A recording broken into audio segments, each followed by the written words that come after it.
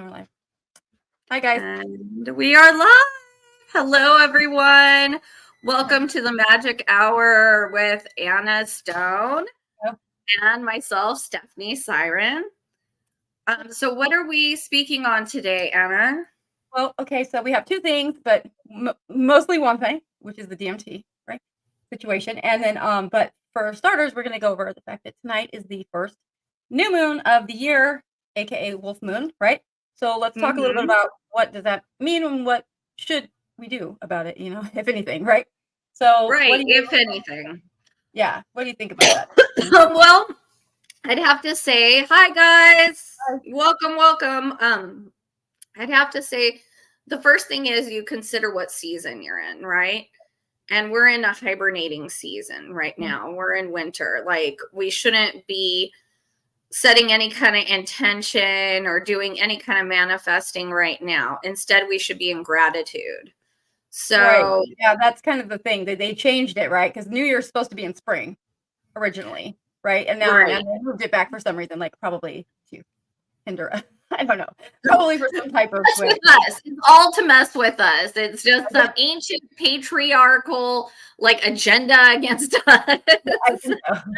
I'm serious. We're that important. Okay. Yeah, but so no intention setting yet, but you can do what? What else can you do? There's a couple. You can do gratitude practices. Right.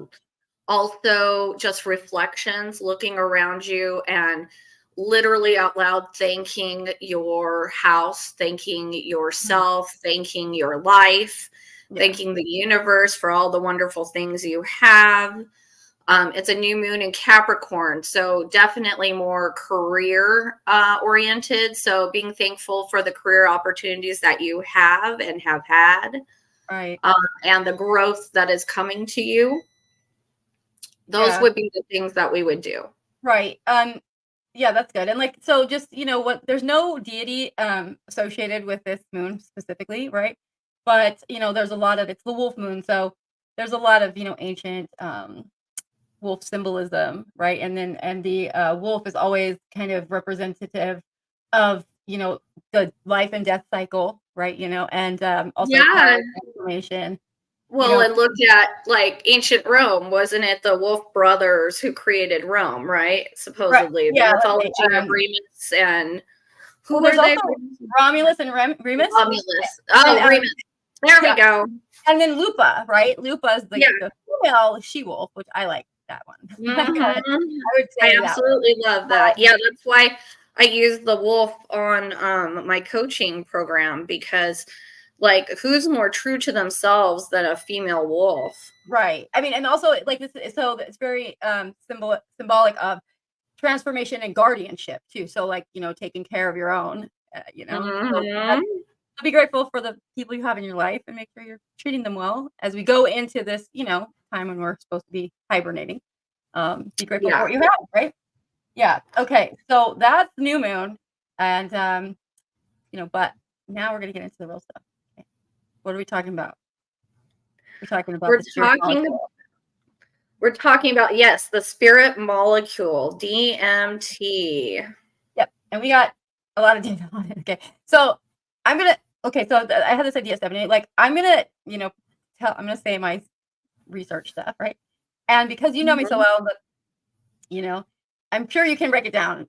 If it's too jargon filled, okay, then help break it down, because I don't really know how to do that without maybe sounding maybe it won't sound so great, right? So I don't. No, you be the scientist. You be the scientist, and I'll be the one that kind of breaks it down into layman's terms for the rest of us. I just have I don't know how to do. I don't have a hard time. So DMT. First of all, how do we discuss what is it, right? First of all, right? So what is it? Right. And we know it's a powerful psychedelic compound, right? Okay, and it was synthesized in 1931 by this Canadian chemist named Richard Mansky. I think it's Magick. And it doesn't matter that he made it in 1931, because it wasn't discovered to have psychoactive properties until way later, right? So, but this is the thing; it's naturally present in a lot of plants, and it's been, our ancient ancestors learned about this a long time ago, and they Isn't have it? been using it forever, right? Isn't it also though present in us Okay, too? yeah. So it's part of the tryptophan, like in turkeys makes us tired. It's Or related to bananas? that. Yeah, it's related to that. And you know, so the modern use of it now was it came about in the 50s from Steven Zara, and he got he couldn't get LSD, right? Like he wanted to do studies on LSD and he couldn't get it because the CIA had bought all of it. Remember that? Remember that? Oh, I did not know that. Oh, you did it? Oh my gosh. Okay, yeah. So yes, literally the CIA bought every single dose of LSD. That's a whole other episode. But yeah, they did. Google it. I swear to God. Okay. So they did that. And so they couldn't find any. And there was also these legal restrictions, aka they bought it all. Okay. So he turned to DMT for his research. And he was like the first person that was able to demonstrate that DMT could induce these psychedelic experiences in humans when it was injected. Okay. Which is important because see, our bodies contain like we can't eat it. Well, we can't eat some forms of it because we have an enzyme in our stomach that calls monoaminase oxidase, monoamine oxidase, I think. Okay, and that breaks it neutralizes it on contact. So that's why some people would have tried it and had nothing happen. Okay, so So injecting that's it why we create a compound right? because it comes from a bark. I do know that Yeah. the one that they like if you were to go do DMT today, Okay. it would more than likely come from a piece of bark that has been fermented a certain way. What's that called? I forget what it's called. Dang it. Yeah. I And totally then they know. make a Yep. compound of that. Yeah. Yeah. Right. So, yeah, they do. And but he's injecting it. So he's probably using pretty pure. I don't know. He's probably in the lab. It's probably, I don't know how he got it. But so he's like, that's pretty hardcore. Yeah. He wanted to study like the neurochemistry of hallucinations. Okay. Because he was interested in spiritual, exploration, but it was also for scientific purposes. Right. Well, okay. But now we fast forward to today. Okay. So now everybody kind of knows about it. And, because the United States has such harsh restrictions on drug studies, which is ridiculous. It really is. We never do it. So we're never first in this field ever. We're always behind in this. So right now, Imperial College in London found the study, they're studying it still, and they found that DMT, is similar to mushrooms and psilocybin and LSD, but has a unique effect on the brain. So unlike others, which the other two mainly reduce brainwave activity, right? It reduces our brainwaves. DMT causes an increase in theta waves, okay, associated with dreaming sleep or REM sleep. So basically, what's happening is you're having a waking dream. You're awake and you're dreaming and seeing all the visuals you would have when you're dreaming, when you're awake. Okay, well, that's one. That's how we understand it right now. But there's also another possible explanation for what's happening. So the thing is with this is right now that it's being looked at for therapeutic potential. Like, how can we use this for people that have, I don't know, PTSD or like trauma, etc. But it's really short-lived experience. So if you take it typically, like however you get off the street, okay, it's going to last just a few minutes. But in the lab, they can now give you an infusion of it, like a drip, that can keep you going for like 8 hours, which is crazy. Oh my God. Yeah, the psychonauts, the people I'm that sorry. yeah, they're like they because they were in the lab and they were coming back saying, I needed more time to talk to that entity. Okay, so now they think that it might have some therapeutic, background. Also, if we say it's therapeutic, it has therapeutic potential, then we can get funding for it and study it more, right? But until that happens, Right. it's kind of like on the back burner. But the effects it has on the brain, you know what? I can understand though from a spiritual standpoint, right. Okay, that it's perfect for an ego death because you're taken fully out of the body, and yeah, it was.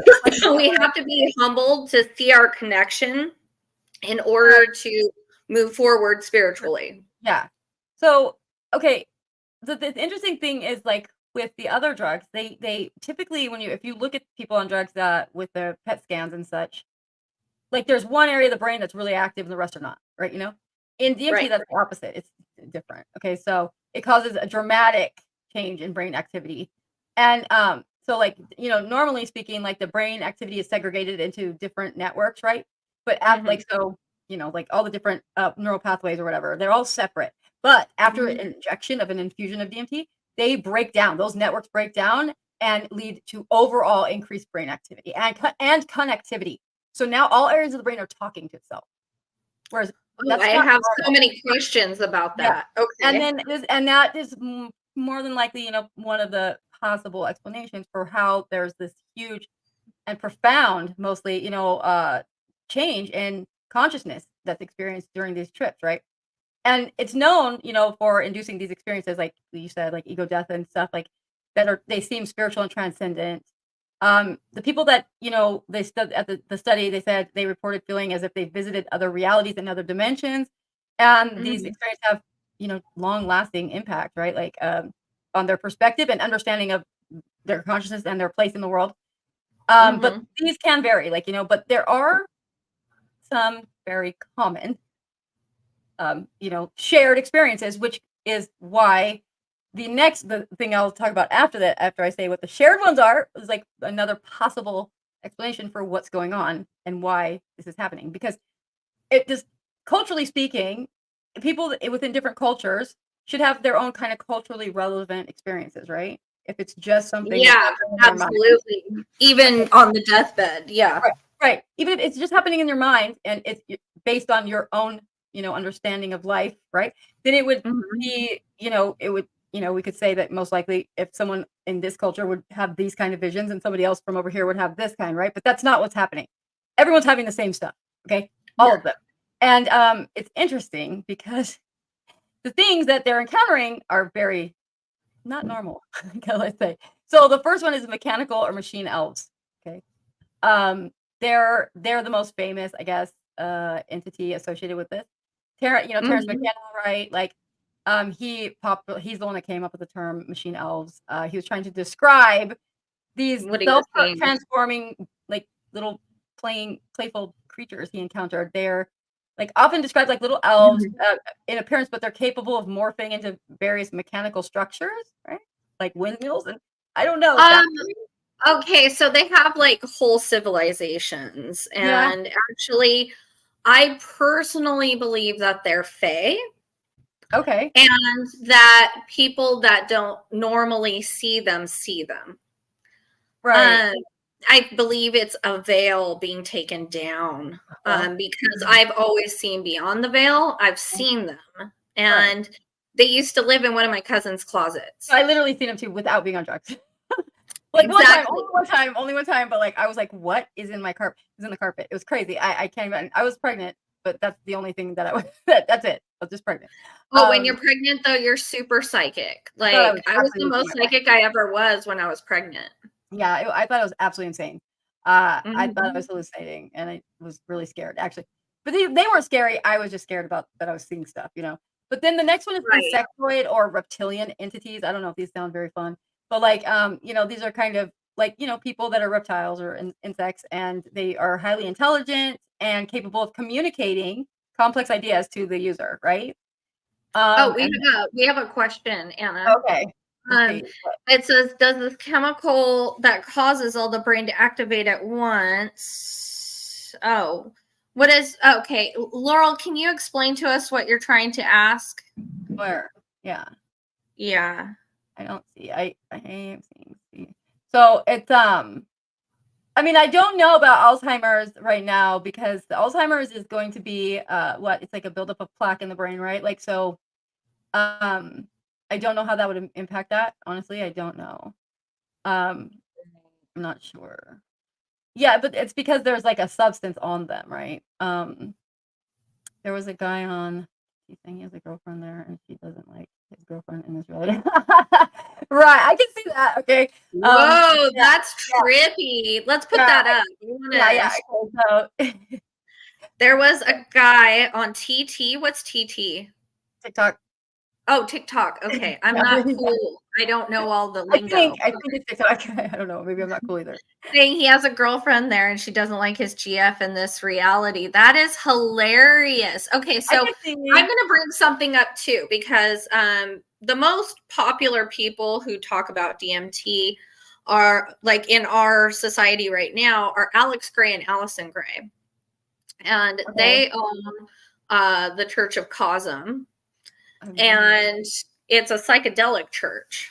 And she and he both paint the DMT entities. And right, those people, I do know that. Yeah, right. Yeah. And you've seen his work if you've seen a Tool album. Right. Okay, that's He's the artist who did all of their albums and everything. So, if you want to see what those things look like, because they actually painted what they saw on DMT, and everybody agrees with it. Yeah. And they even have these hieroglyphics that Anna and I have both seen before. Oh yeah. Yeah. And we don't, and no, I have never done DMT ever. But I see these things without chemicals. Yeah. Oh wow. Yeah. I mean, I've seen all that stuff too, but like I will just say this, like DMT, when you use that, it feels exactly like you're dying. Like because I did it after I died, I swear to God, I was like, oh, this feeling again. It's the same exact feeling like when you die. It's kind of nuts. So I didn't like it very much because of that, right? Because it reminded me of that experience, which was really traumatic. So, but yeah.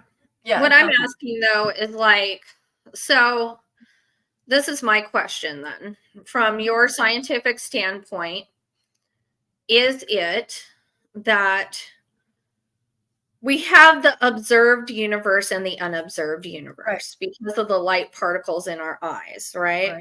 Yeah. So our observed universe is not actual reality. It's what we can process. It's a part of it. It's a part. Yeah. So since this DMT is lighting up more parts of our brain, does that mean that we're observing more? We're accepting more light? Okay. This is like the big thing. All right. So this is huge. All right. So clearly way more studies have to be done about this. However, so this is completely theoretical at this moment until we have more data, but there is a suggestion, okay, that like it has to do with the visible light spectrum. So we see only a tiny bit of the visible light spectrum, right? Like we do. We don't see very much of it. We have this tiny band, right, of what we see. So there's this idea that so there's this idea that because the pupils dilate, right? When we use it, the pupils are dilating. So so the visible light spectrum for humans ranges between 390 and 700 mN, right? So this is a tiny fraction of the full electromagnetic spectrum. And this hypothesis is that altered states of consciousness, like DMT, could potentially expand this range, okay? Allowing us to perceive wavelengths of light beyond what we can normally see, which would mean that if that's the case, then that would mean that it absolutely exists. It's right in front of us at all times. We just are not able to perceive it because the way we were designed was to only see from 390 to 700 mN. You see what I mean? That's huge. That's like, I don't know. Like, I'm really excited about this potential. Well, it means that I have questions now because you and I see all these things without this, right? Right. So if we were to have a brain mapping, right, would they see other things lit up? Because I did have a brain mapping. Okay, and this is gonna blow your mind. Okay. I have what's called non-partial complex seizures. Right. So my whole brain lights up in different areas at once. Is the corpus callosum involved in this situation, Stephanie? I don't know, probably. It's the thing that connects both hemispheres of the brain so they can communicate back and forth. Yeah. My synapses fire off like crazy. Right. Okay. Yeah. So I have this theory. Okay. So because of this, because I can see things, and not all the time though, right? Like it's not like every day, all the time, but it is frequent, but it's not like all day, every day. That child areas of the brain that are Wait, impacted. You mean you're not clairvoyant every day? No, I'm clairvoyant every day, but when I see the Oh. things, see with my eyes, like the numbers and the, you know, the binary code stuff like that, I don't see that every single day, right? Like I don't, like I see it I occasionally, right? do. But like I don't see it every day, and because maybe I shut it off, I don't know. Like, but like you know, auras, yes, all the time. But that stuff, it's more like it's just it happens when it happens. So I'm thinking that the filter, if this is the case, right? If it's the case with the visible light spectrum, and it is that, and we don't know for sure, but it would then, I can then make the argument that because the corpus callosum is the part of the brain that allows the hemispheres to talk back and forth to each other, and that's the area of the brain that's impacted during child abuse, severe child abuse or neglect, and that also people that have child abuse and neglect tend to be psychic, and that people that are psychic can tend to see these things, right? And the thing that they found for that is that there's damage to the corpus callosum. So then now I'm saying, okay, maybe that's where the filter is located. And maybe the filter gets damaged in early childhood because of these things, and it allows us to see the things that other people can't see. Well, also because disassociation, right? Right. Is this is just hypothesis completely, like, but you know. Right. In disassociation, we do leave the body. Yeah. We don't sit in the body. No, we can't.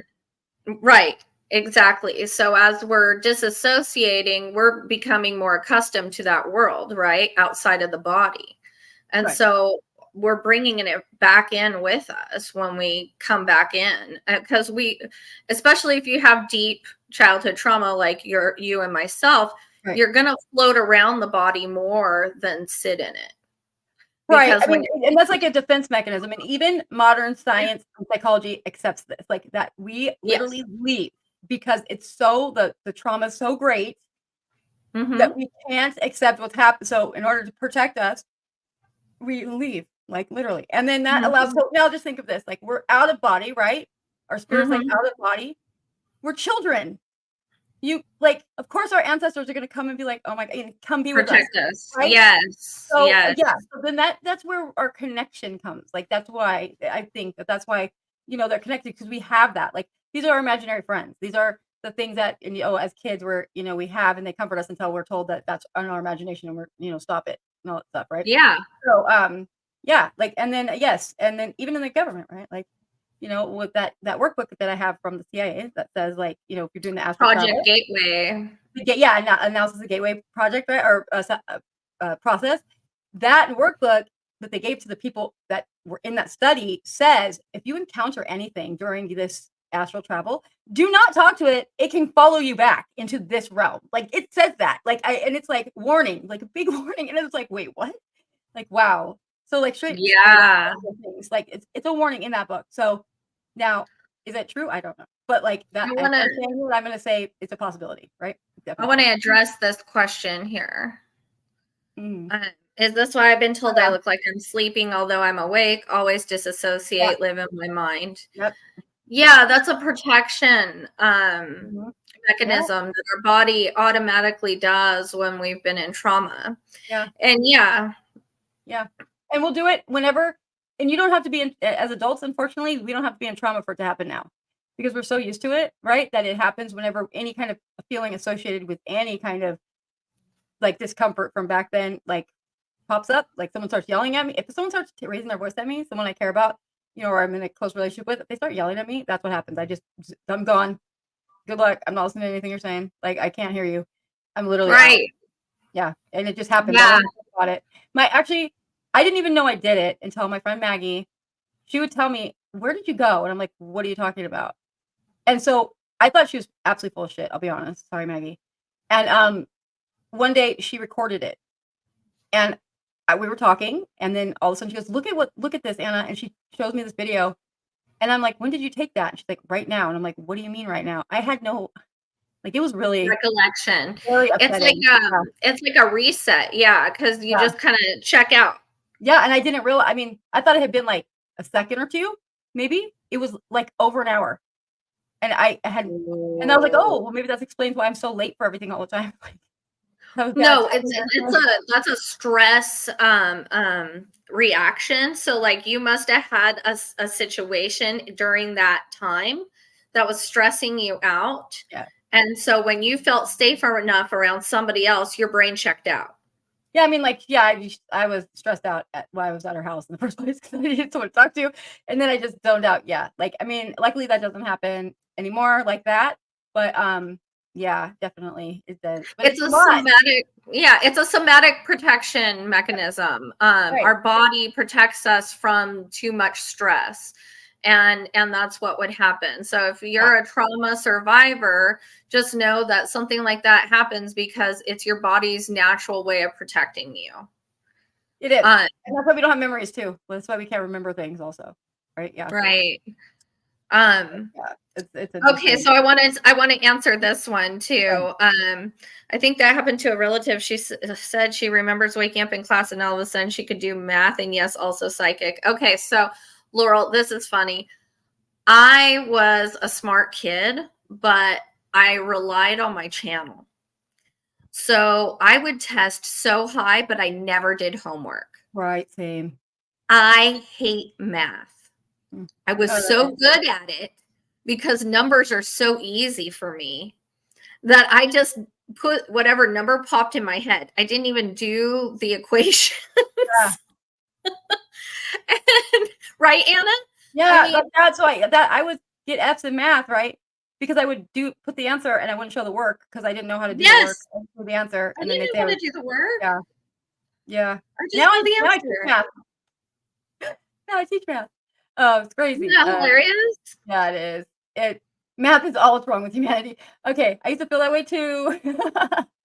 Now I I love used it. to feel Actually, that way until I figured out that the whole universe is the it's math. mathematical It is. equation. And also, let me just say this as someone that teaches college math, I teach statistics and algebra right now, which is crazy. Okay, because just 5 years ago I thought I couldn't even do math. But literally, our teachers did it on purpose hard, like made it hard on purpose. Like I can't even tell you now that I know how to do it. I'm like, what? Why was I told all this other crap? Oh my god, that was so easy. Like it's maddening. I get retroactively angry about it every time that happens. You're When I'm right. yeah, I'm like mad about it. Like it's like I could have been fine the whole time, but nope. Yeah, I think math teachers are a special breed of people. Maybe some of them, anyways. They really like to torture us. It's Some are right. sweet, geeky people, and then some are the scary kind that you know that they have like a skin lamp in their living room or something. Yeah, they're the ones that, like, weren't very good at it, and then they got tasked with being a teacher of it, I guess, maybe, like, they got some work. Like, but I did that, that's what happened to me, so I'm actually loving it. Uh, I actually love it, and I tell my students all the time how bad I was at math and, like, how I didn't think I could do it, so that they know. Because, like, I had an aha moment in class today. I was like, "Oh my god, wow, that was way easier than I was taught." So, I'm very honest with my students that, like, "Hey, you have someone that literally 5 years ago literally didn't think they could pass math." So, as a teacher, so Yeah, I was the opposite. I enjoyed art and I enjoyed art and English and storytelling and books and all that yeah, kind of I mean, stuff. like, so I think that with so I think with DMT, right, like, we're looking at the ways that it's impacting us because people that you can be like there's been people that are, like, really hard atheists, right, that take this stuff, and what Oh happens? yeah. Suddenly they're like I actually have had friends who have tried it, who were atheists, and they told me it blew their mind and it just absolutely like threw them for a loop. They were like, right. I most definitely met something. Yeah, that's the thing. That's what they're saying here too. And like and also back to the light thing. Okay, so the interesting part about the light possibility that it's allowing us to see more of the light spectrum, right, or the Mhm. electromagnetic spectrum, is that like every research case shows that the human eye dilates. Okay, that's a physiological change. That's tangible. Like we can actually measure that and see it. Okay, and it's but they found that it is not just because of the it's not just the substance doing it. It's also because the brain's electrical and biochemical equilibrium has influence over the visual perception, right? So like the brain is the brain on its own, aside from substances, can determine how, can control that, right? So it's like Right. almost like so that's interesting. And like also there's also this like there's like also this we're looking at there's people have been studying and explored the relationship between various physiological functions and perception, including emission of biophotons, which are light particles that are emitted by the human body. So we emit our aura. Oh, we absolutely do. I see everybody's aura all the time. Yeah, I can see it any on command, but and anyway, I think we probably all might be able to do that. That's one thing I think maybe everybody might be able to do, but like there's this research is showing that there might be an inverse relationship between melatonin production and biophoton emission, right? In the UV wavelength. Oh, that's quite interesting. So the because like if you know people who are practitioners of energetics, right? They say that you need more sleep than the average human. Right. Okay. So yeah, because here's what it says. It's saying like the study is showing that as with the biophoton emission increasing throughout the day, melatonin decreases, right? And that opens up the possibility that different states of consciousness could potentially influence our ability to perceive different wavelengths of light. So like that's the other hypothesis there. And then additionally to that, there's this other hypothesis about the role of magnetite in the brain, okay, which has these properties that could interact with magnetic fields, okay? So we have magnets in our brain. Okay, we have magnet properties in our brains. And these things could theoretically anyway affect our perception, including the range of visible light. So there's like 3 things now that are pointing to this being a possibility, and they're all things that we know for sure occur in the brain, right? So I mean, this is promising. This is really promising. It is. I will say, like, let me just, a disclaimer. This is completely still theoretical and speculative, and again, like I said at the beginning, it requires a lot more research, and then repeated research and repeated results of the same, getting the same findings for it to be substantiated, right? But I mean, it is interesting, and if it is that these things just exist and we just are not programmed to see it, yeah, like kind of like if you're colorblind, right? Like some people are colorblind. Like the rest of us can see all these colors, and then these people can't see only they can only see 2 colors, or everything's gray, or they can they can't see whatever their condition is, whatever the spectrum is for that, because it's a spectrum, right? Right. Like, it would be like that. So it's not like unheard of that there's people that can't perceive certain things that most everybody else can, right? So I don't know. Right, absolutely. And that's kind of where it's at, I think, with our ability as well, like the whole being clairvoyant, because like I can tell you the difference between the things I see with my 3rd eye and the things I see with my 2 eyes. Yeah. I mean, yeah, like that one was a struggle for me, because it was hard for me to differentiate between those things in the beginning, but not, it's much clearer now, like, I guess. But I think that it's the filters in us. Like, I think the filter to not be able to see. I agree. I agree with that. It's in us. Right.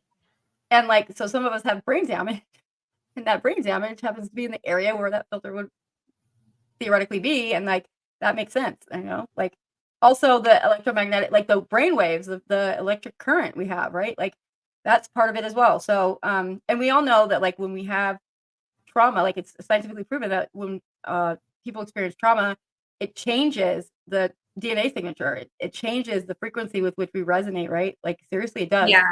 And therefore, maybe it increases it, maybe it decreases it.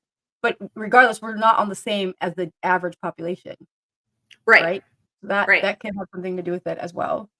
So I don't know. It's just so fascinating to me because, like I've seen some stuff in my day that like, I can't explain, and I don't talk about all of them because I would sound absolutely insane. But it's just it would be great to have an answer for that one day and actually it be substantiated. So that would be cool. Then I could tell people like I told you. That's what I'm looking for. I'm looking for the spite factor here. Like I told you so. Okay, wait. I gotta joke about this one because I love this when our fellow psychics have something to say. And also hello out to everybody who's joined us. Okay. I get a sense of when a dead person was hot. I start to feel it and then start to see them horny dead. I'm glad that's your ability, not mine.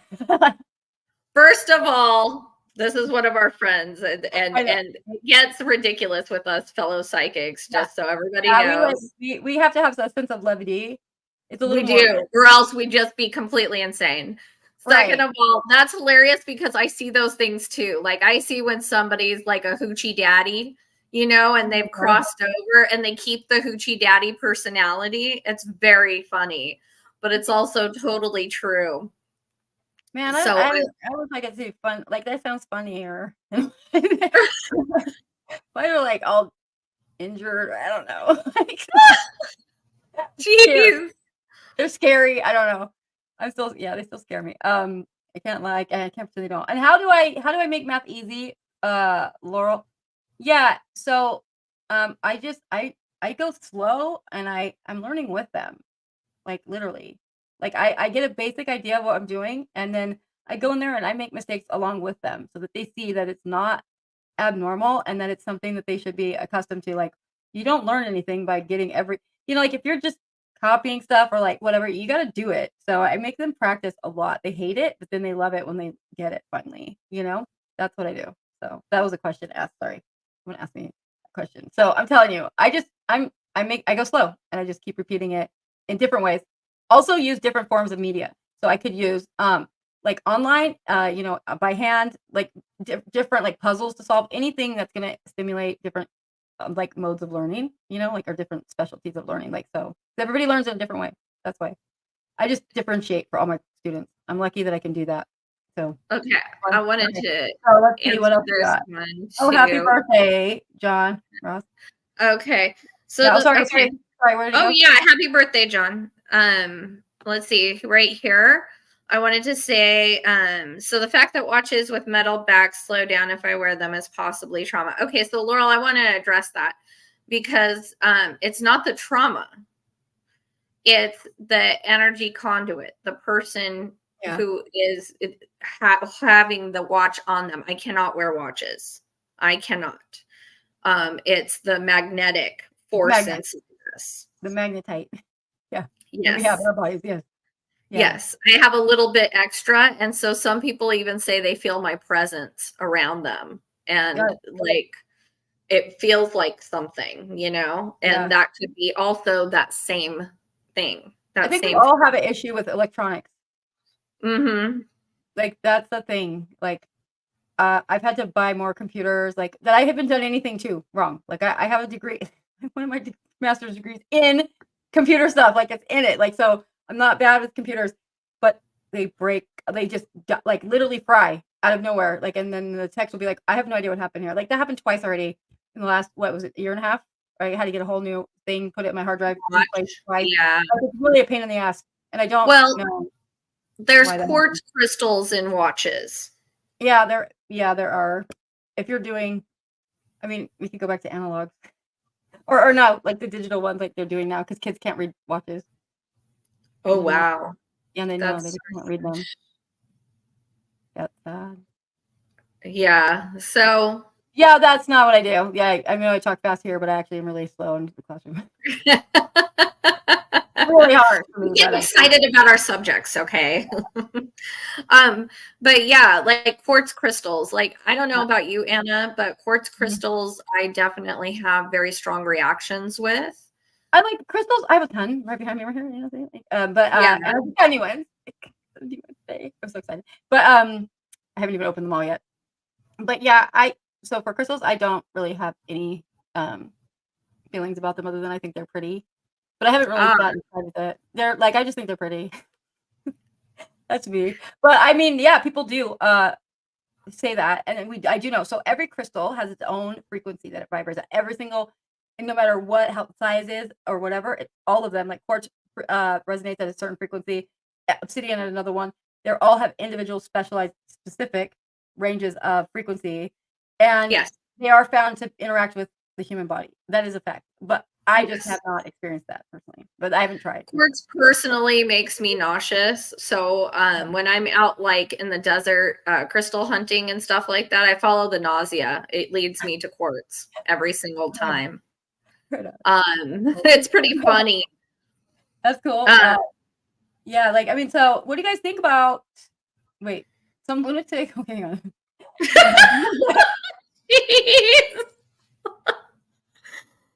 So The lunatic touched me with her crystal once and did a weird energy swap with me. It was right after my Kundalini awakening. Took a while to reset my energy. Don't let anyone touch your crystals. Okay, I agree with this because I'm very cautious about who touches my crystals for sure, because whatever their energy is can be imbued right like into it and then carried with you. I mean, because that's what they are, is like they're energy conductors or amplifiers, right? I mean, so whatever energy goes through us, they amplify it out. That's why I use them in my healings when I heal people. Right. I mean, we do know that they like, houses that are built on quartz deposits and things like that tend to have more paranormal activity in them. Like that's a thing. Like, that definitely is a thing. So, wait, what?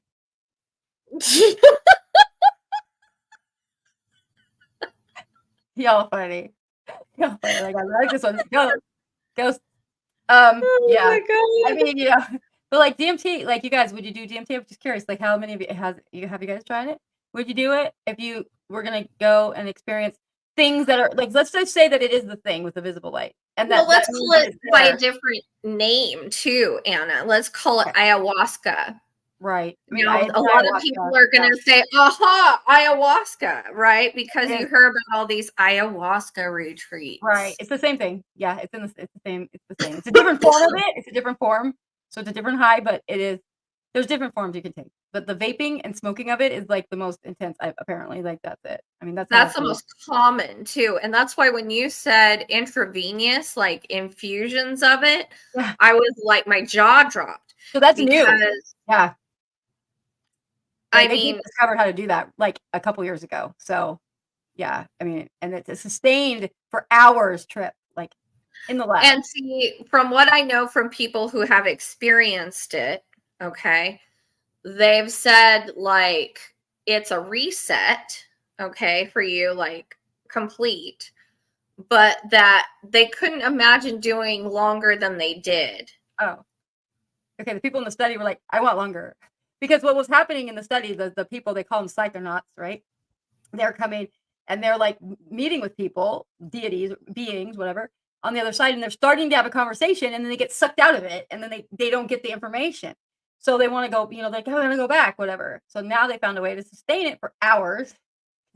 So that they can map this world, right? They want to map this world that they see because it's literally on us, upon us. And that's the thing. So no matter what culture the people come from, they're seeing the exact same thing. So like that's different than every other drug so far. Like the other drugs, people have their own culturally relevant experiences. This one is different. This one is having the same, despite religious, despite religion, despite culture. So that is interesting because that would imply that it's either, I mean, our brains are just carbon copies of each other, or that it is something that actually exists in reality that we can't see. And again, just for food for thought, can we see Wi-Fi waves? No, but we know that they're there because you're on the computer right now, right? And you're on your phones. Mm-hmm. Can you see sound waves? No, but you know they exist because you can hear people talking and you can hear music coming over the radio, right? So just because we can't see it doesn't mean it doesn't exist, right? Like literally. So remember that there's tons of things in this world right now that we cannot see, but yet we rely on every day. That they are there and existing, and providing us with this nice digital life we live in now, right? Right. So, right. So it's not so crazy to think about these things. I mean, back in the day, it would have been insane, but like now, it's like, well, And by the way, Bluetooth was invented in the 40s, so like, think of that. By an actress, female actress, Hedy Lamarr. And so like she invented that for the war, like, so there's that. So in the 40s, well, the tech that we get when they release it to the public, we've already had it for at least 10 to 20 years. Right, like it can be up to 50 years. Like, held back, right? So, Laurel. Yes, Stephanie did say that. She said. Yes. The rock band Tool features Alex Gray's artistry on their albums. And also you can look up Alex Gray, COSM, COSM. And you can see a lot of his work. He has a church of, gosh, what is it? It's a psychedelic church in upstate New York, he and his wife, and they talk about all kinds of things like that. Yeah. Yeah, it's really cool. So like, are we gonna we'll do some readings now? Like, because we're a little. Yeah, it's over time, you know. Yeah. Hi guys, hi everyone. Let's get started with our psychic questions for the evening. You guys have questions, we have answers. Yeah. No, I'm not doing any health, legal, or medical. I mean, medical's health. What am I talking about? No legal or pregnancy or health.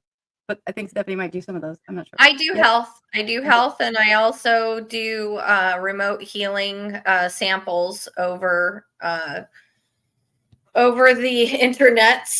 So if you're in a comfortable spot and you want to ask me to send some distance Reiki, I will do so. And then blue portal. And no, you're not. Just put your question in the chat, please. Right. Okay. Blue portal. I think he is, and I think he's not in this country.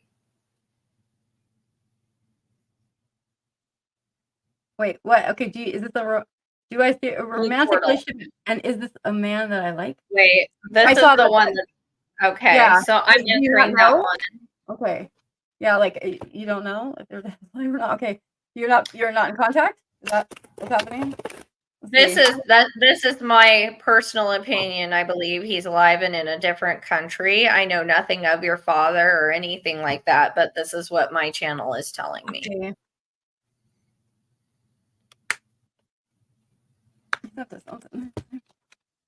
Yeah, I mean, I didn't get anything the same dad, deceased, but I don't know. Let's see.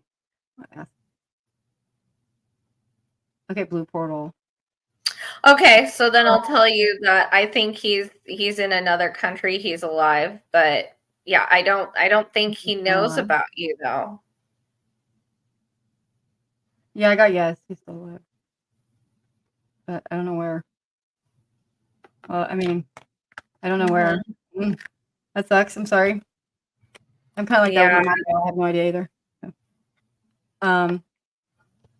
Okay, next. This question, do you see a romantic relationship, and is this the man that I like? I don't understand that question. I get it. And okay. Your romantic relationship coming in is not with the man that you like. It's going to be with a man that is much more sturdy, stable, and loving. The man that you like is not the one for you. Okay. Oh yeah. Sometimes we're thinking. Sorry, I'm very direct with my answers because you need to hear it that way. Spirit says it a certain way, so I deliver it. But this is going to be much more pleasant for you, so don't fret. If he still wants to marry me, please. Okay, so this one is Angeli. Is that Angeli? Oh wait, no, just that was Anne. So now we're going to Just Humor Me. Okay.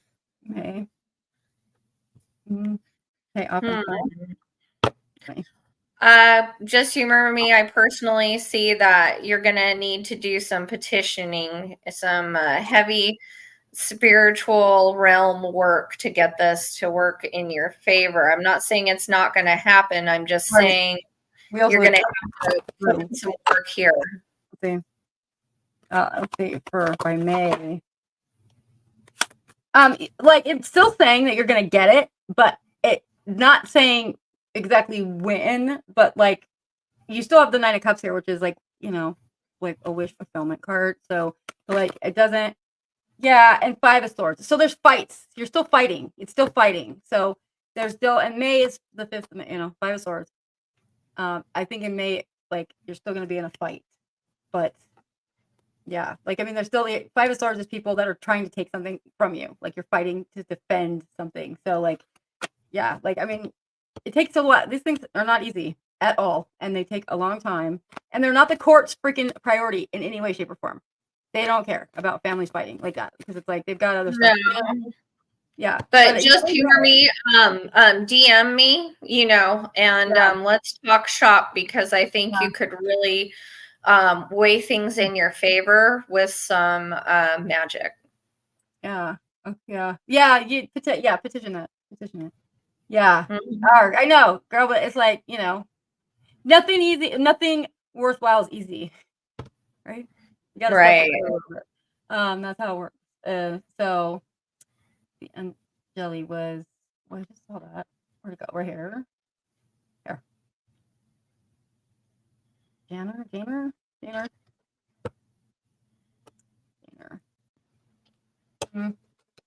If he still wants to marry you. Yeah. And I'll let you cover that one. Okay. Are you guys you guys are still talking, right? Are you like no contact, or you just have doubts that this person's serious? I feel like if there's doubts that they're serious, like their actions don't match. Where does it see? For Jane or for Angeli and Jane. Get it. Okay, so I don't know. It looks like there's been it's a wheel of fortune here. So it's like the same. Is this a cycle that keeps happening where you're that's what you guys talk about, but then it doesn't go anywhere? Because if that's the case, if this has happened in the past, okay, and then the moon. Hang on, you get another card. Angeli and Jane what's going on? Jane or someone marry? Angeli? See what we got. Huh. Interesting.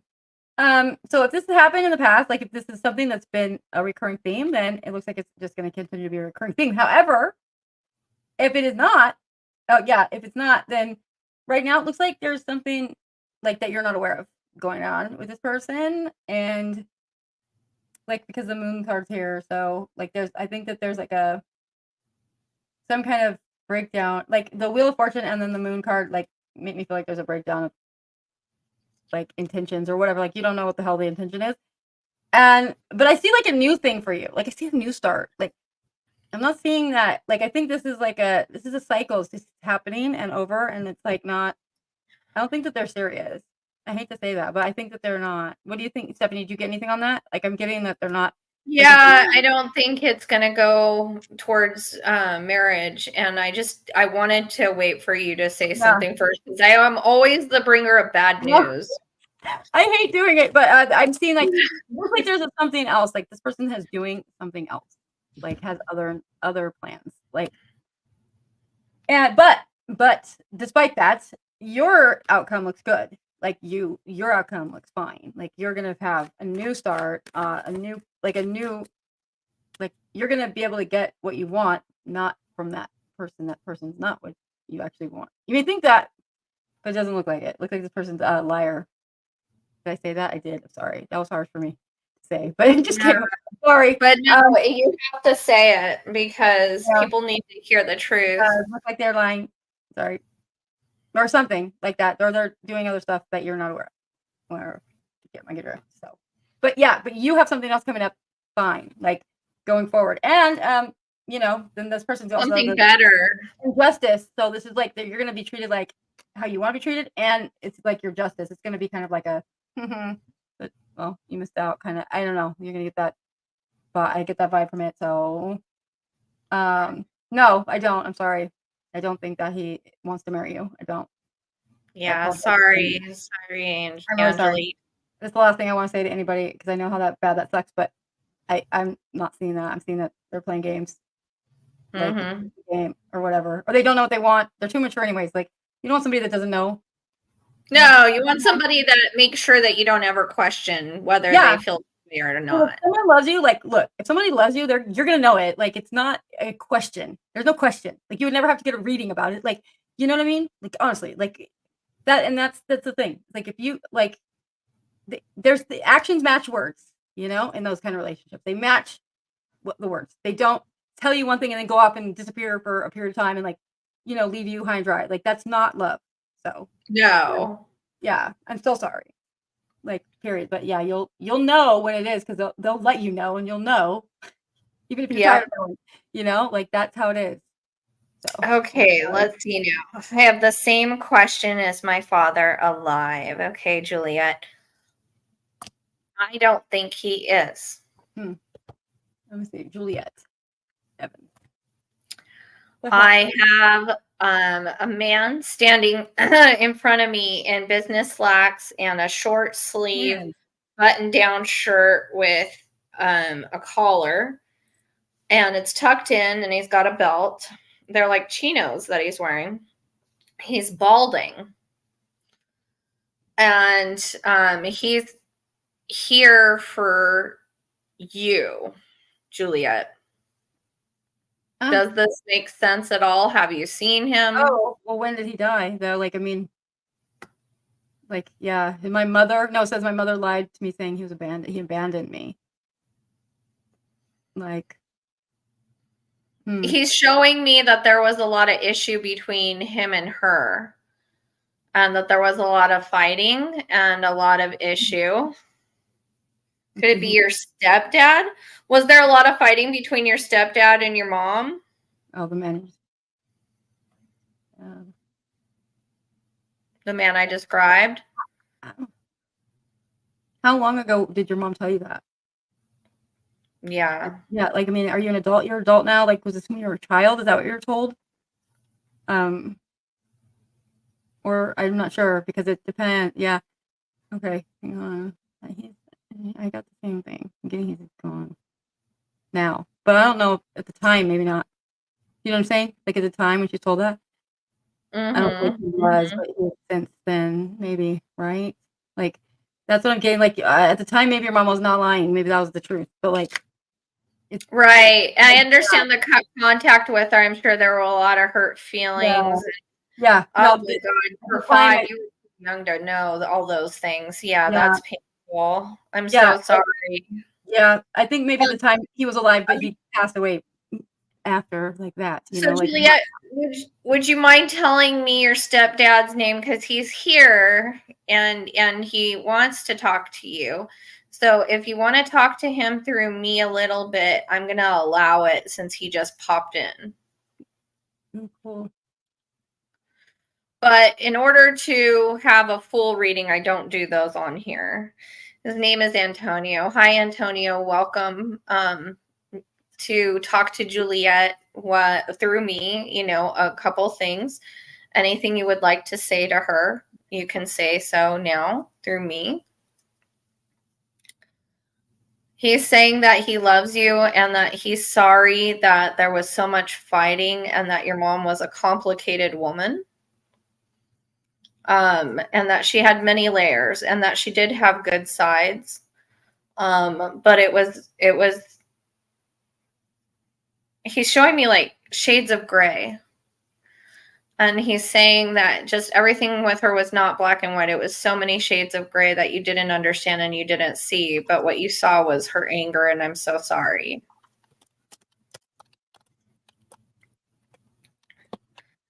So he's hugging you, and he's telling me that he's hugging you from behind right now.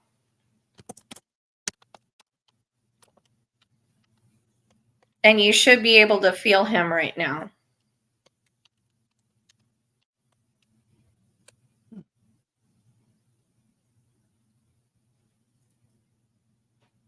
Yeah, that's sweet.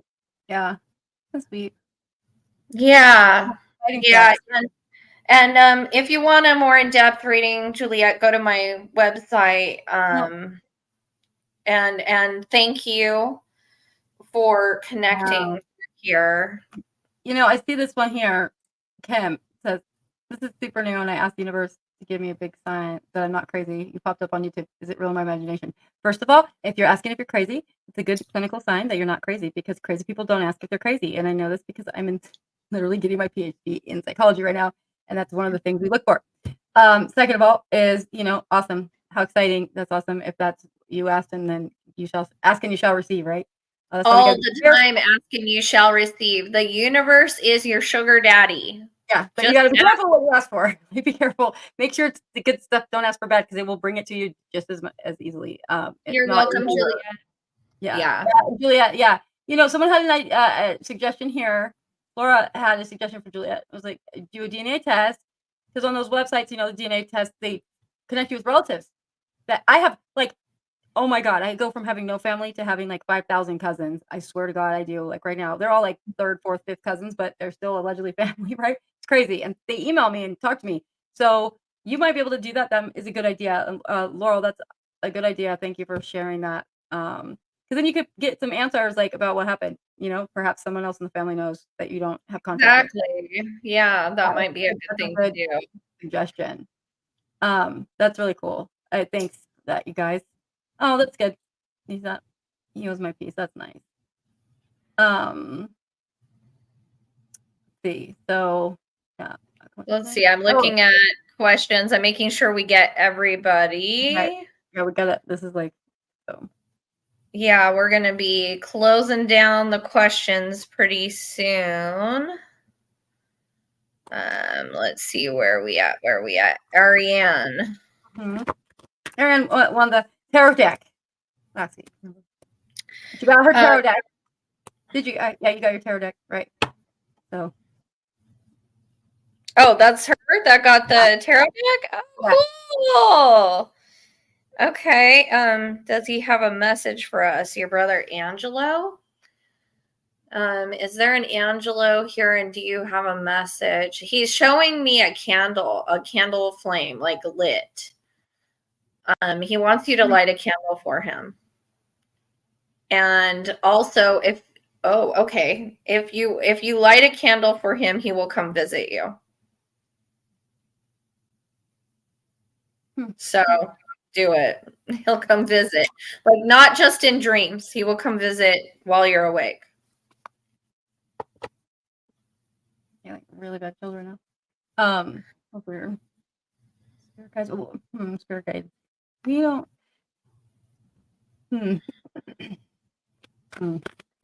Hi, Noel. Let's see. Your spirit guides. Yeah. Any guidance. So where you're going, you need to be mindful of the lessons that are coming to you. Because it's not just about fun. There's something that you're going to learn real soon, like a big lesson. It's coming in, and they want you to be super, super observant. Yeah. Don't let yourself get victimized. Can't see it. Oh. Three of Swords. So, yeah, like you need to be learning from the lessons that are like, there's like lessons there's stuff that's happened that like the lessons aren't learned yet. Like it's going to keep happening until you learn it. Like and it has to do with not pleasant stuff. Like, the bad stuff, like the unhappy stuff, right? Like, so like, I don't know, like it's what lessons, what are you ignoring? Like, we do this all the time. Yeah, like I get like that they're asking you to look back in your past and look at the patterns. There's a pattern here that you're missing, and like that pattern needs to be like changed, overcome. Yes, I agree with that. They're missing something. Something right there. And it's right in front of you. You need to observe more. Observe. I feel like it has to do with getting treated poorly or like being taken advantage of or something like that, like unpleasant, like something like keep finding yourself in the same situation, something like that, like I don't know what if it's bit like love or business or what, like, but like something where it's like, come on, we're trying to show you like you gotta be more cautious of your own, like how people come at you, like how people treat you, like I guess like that's not right. Like, I'm not saying it exactly right, but like it's like you gotta be more defensive against some people. You gotta have your guard up sometimes. It's not being mean, being like protective of yourself. Something like that. I'm not sure, but they're saying like it's like like, but you don't want to say. Like we know, but we don't want to admit that, like because it would mean that we have to do some work that's not fun. I feel like right. Well, no, I see a lesson coming up, and I see that it's going to be big, and that you're going to need to not victimize yourself through it. Like you're going to really need to take it on the chin with this one, because you need to be a observer. And I'm sorry if that sounds a little, as you said, loaded, but it's definitely not loaded. You're asking for a free reading on our podcast. So if something's loaded to you, then maybe that's because it was free and you didn't like that it was free and you had more of an energetic contract issue. So I wouldn't start projecting that kind of stuff. That's a musician. Oh my gosh. I forgot about that. Deck. Completely. I completely forgot about that deck. Holy crap. Thank you for reminding me. I haven't seen this. I literally forgot I own this. I don't know where I didn't know you had this. I do. The cards are too big. I can't use them because like I can't shuffle them right. They're too big, but they have song lyrics on them and musicians on them. And it's really, God dang it. I will have to look. I will. Now you're gonna have to find it. They're behind me over there, in this, but like I don't know where they are. Like, yeah, I can't remember what it's called, but yeah, they were pretty cool. Let me see. I don't know. Like, Stephanie, was there any other? There were several that were there, and guys, I'm gonna say that I'm tapped out. When I get psychically tapped out, I close it. Yeah. But no, I see what you mean. It is loaded because like it's something that, again, like this just happened with me. I had to do the same thing. There was a thing that was just in front of my face for years. It presents differently occasionally, right? Like it'll come at you in a different way, but it's still the same theme. If you look at the theme of what's happening, it's like, okay, anyone could have been involved, but the same outcome kind of happens, right? And like that's it. There's something that not being a victim, that's not about that. It's about like how I think it's more related to how you view yourself, like how you're allowing people to show up for you. Like I could say it differently. I don't mean victim. Yeah. I mean it as in somebody's going to hurt your feelings. Yeah, someone's going to hurt your feelings, and you're being called to not let them get hurt this time. Right. Yeah. Like, so, yeah, like the Three of Swords is indicative of like a heartbreak, right? Now that doesn't have to be love. It can be like friends or, work or whatever, right? But like what it's saying is that instead of like, when you see the signs of it, instead of playing it, let it play out, you need to withdraw and walk away. Like, it's like, this is already, the writing's on the wall, walk away. Do you know what I'm saying? Like, don't just stay there and let someone treat you like whatever it is. Like, like if work is bad, leave. Like it's about, it's kind of like the theme for this year, which is like, don't settle for less than you deserve, period. End of story. Like, done. Like, we got to stop it. All of us do. We got to stop letting people show up for us without bringing to the table what we bring to the table. Like people have to meet us at a level. And like, if you're not being met at a level, then you need to leave. And find absolutely do not hang out for people to waste your time when energetically you're not a match, because it'll go down in flames no matter what you do. The pattern will still play out, so you need to just abandon ship. Like there's no, it's like, once there's red flags, walk away. No more dealing in potential with anything. Potential is not real. It's a made up. No, potential is a projection of what we hope somebody can be. We're putting our values on them. Yeah, that's a really hard lesson to learn, dude. Like, it's super hard. Absolutely. And what I'm going to say is, guys, we are now on every Thursday at 7 p.m. Pacific Standard Time. So we will be doing these every Thursday. So if we didn't get to you tonight, please make sure you're on earlier next week. Yeah. Because we only have time for about 20-25 minutes of psychic answer, question and answer. Yeah.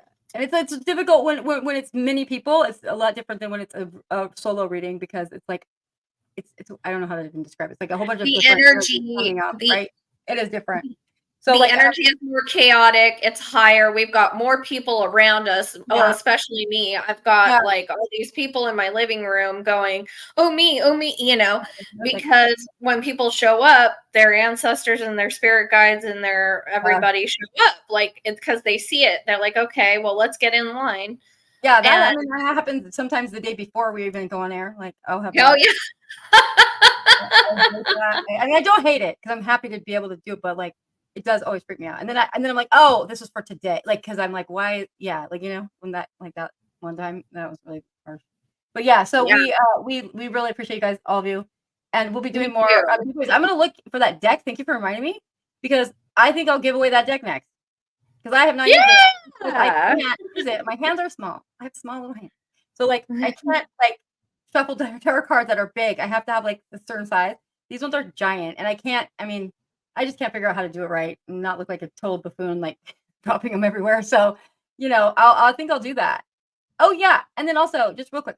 So I have a tarot card, a workshop coming up. It's for my graduate program. It's a workshop I have to create and facilitate within the next 6 weeks. Okay, it has to be 4 hours long, but it's gonna be broken up into like 4 1 hour long sessions, right? And it's gonna be on Zoom. It's free. Okay. But the requirements are so we're going to be talking about how to strengthen your intuition and connection to higher self via tarot, right? So you need to have a tarot deck. You need to have done some tarot readings like through the book, like even the little book that comes with it. Just have, know how to like basics of tarot. But the other thing is you're going to have to provide feedback to my professor. So there's like a form you have to fill out, like to say, like some demographic stuff. You don't have to give your name. Like that will all be confidential, but it's just demographics. And then also, like after it's over with, you're gonna have to give an honest, evaluation of like, did you learn anything, and like what did you expect, and what was actually delivered, that kind of stuff. And it's for my second master's in consciousness and transformative psychology. So if you're interested, shoot me a message on my Facebook page. I already have like 25, 30 people signed up, which is great. It's fantastic. But I can always use more. The more the merrier, right? And you don't have to attend all. You can come on one day, you know what I mean? Like whatever works. But it does have to be like you do have to be there when I'm doing it. It's live. I can't just record it. I would love to just record it. But that wouldn't really be a workshop. That would just be like a webinar, right? Or whatever you call it. I don't know. Like, oh, that would kind of suck. But yeah. So anyways, if you're interested, hit me up on my Facebook or Instagram, which is A Stone Tarot.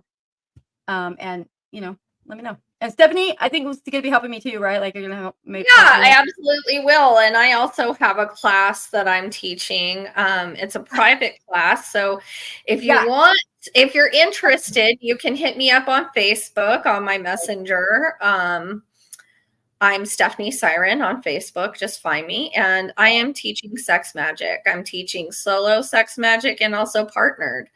And so if you're interested, just give me a little ring-a-ding on the messenger and I'll answer all your questions. That's